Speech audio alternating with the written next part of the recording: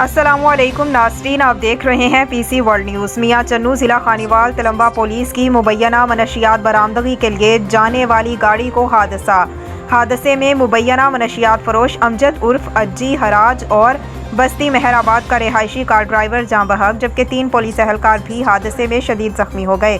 ہمارے city reporter Khanewal Asif بندیشا کی report کے مطابق تھانہ تلمبہ میں گرفتار مبینہ منشیات فروش امجد کی نشاندہی پر 20 کلو منشیات کی برآمدگی کے لیے جانے والی گاڑی چیچاوتنی کے نزدیک حادثے کا شکار ہو گئی۔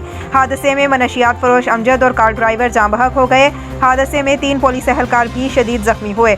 تلمبہ پولیس مقدمہ نمبر 523 میں گرفتار مبینہ منشیات فروش امجد حراج نے تفتیش کے دوران ہڑپہ کے نزدیک منشیات کی موجودگی کا انکشاف کیا۔